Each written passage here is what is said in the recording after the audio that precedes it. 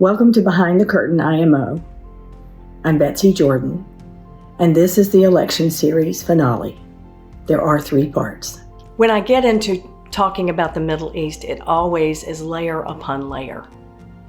So when I said something about Hamas, then understand that's complicated.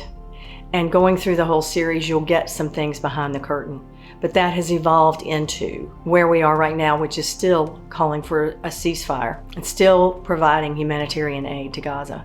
But that looks like a never-ending war at this moment. Elon Musk did go and talk to Iran. I don't see that he's negotiating necessarily for any sort of peace, in the Middle East, but he is on President Trump's behalf, and President Trump is President Trump-elect. He is not president right now. So I don't know what President Biden is doing or saying right now, because our policy and our stance in the Middle East has been that Iran and Hamas have been killing people, and Israel is a democratic country. And while I understand that democracy is not that popular around the world, Israel has been a mainstay for the United States in terms of allies, and we are supportive of them and need to. They're being attacked on 3 sides by organizations funded by Iran.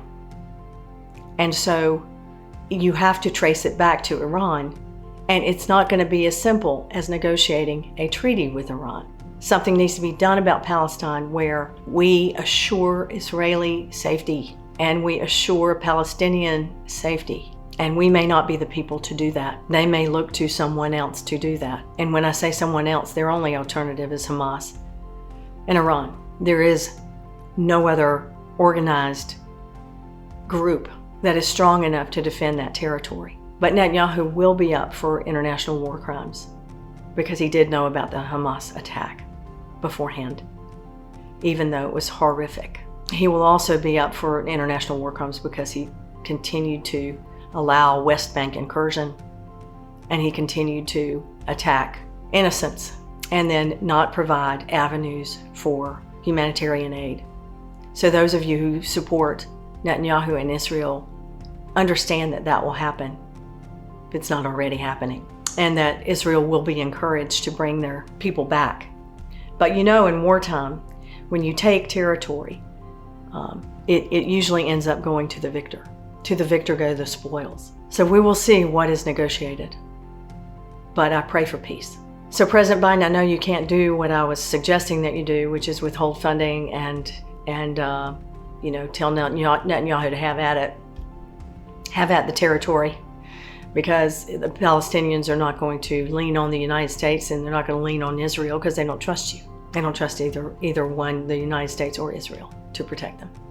Because our weapons are being used to kill innocents, even though we are providing aid. Perception is reality, and that's what they're seeing on the ground. And that's what we Democrats don't do so well. We want people to understand what is true, but what is true for them is different than what is true intellectually sometimes. Ukraine, I would give them nuclear capability, and I would allow them to go into NATO in a very accelerated manner, and I'd hold the line.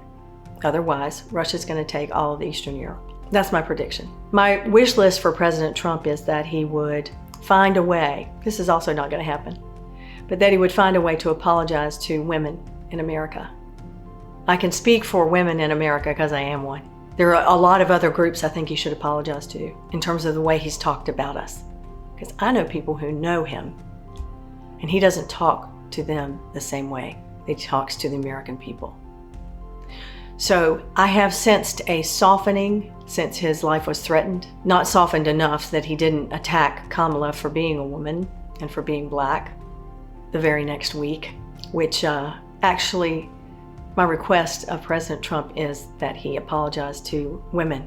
That he doesn't say, yeah, I love women, I will protect women, blah, blah, blah, and dismiss it. He's created a wound there. And so everything he does around women and around people of color is going to be suspect forever, unless he meets that head on. So, while people may vote their pocketbook, while people may vote for change, while people may vote this way every single presidential election, right? That doesn't make it wrong. that we still have a fight on our hands to make sure that we maintain our rights, protect our freedoms, stand for the United States of America that we have in our minds as a democracy and a beacon of light for the rest of the world. The person who talks about this most eloquently, and someone I admire very much for standing strong in the face of adversity, is Nancy Pelosi. And so I've included her article. You're going to see images of the article that was published after an interview just after the presidential election. And you'll see that she says we always want our president to succeed, to be a success. She has the vision and view of the United States that we want our president to have, that we have a sacred trust, if you will, to protect the American people more than their pocketbooks, in more ways than protecting their pocketbooks, and that that needs to be communicated. So I thank you, Nancy Pelosi, for continuing to serve. Again, this has been the wrap-up of this election series. I've attempted to share what is behind the curtain, layer upon layer upon layer, peeling back the layers of major issues that are facing us and confronting us. That was my intention. And I believe it has helped some of us to see that you can have these discussions. You can talk to people about what's happening. You can share from a place of, not us and them, but us and us, and find out what your neighbors are thinking, what your community groups are thinking, what your churches, people in churches are thinking. And I believe it has helped. I'm going to encourage you to share and subscribe and to encourage people to watch the series. And I will be having a live session before the end of the year. And those people who have subscribed that I know are watching will be invited to it. And I hope you will come and participate, because I'd like to hear from you, what you'd like for me to cover, what you'd like to know more about. I've gotten feedback from some people going, well, who does she think she is? She's not elected, Who I think I am as a concerned American citizen. And I started out going, okay, I'm afraid for our democracy. Well, do people even understand what democracy means? Some folks don't know what the capital of their state is. And I'm not saying that that means they're not smart or that I'm better than them. I'm not. There's some things I know a lot about, some things I don't know very much about.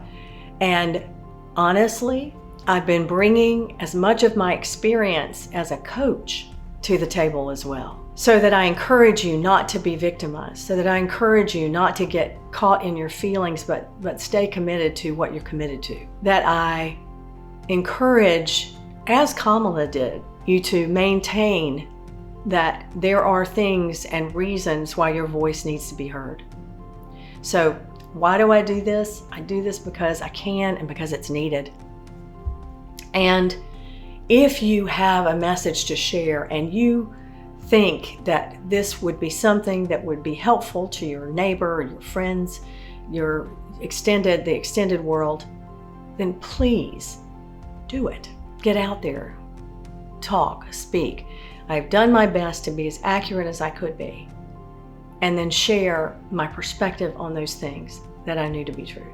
I wish for you a very warm, happy, and healthy holiday. I hope to see you after the holiday, into the new year. This is Behind the Curtain IMO. Thank you for being here.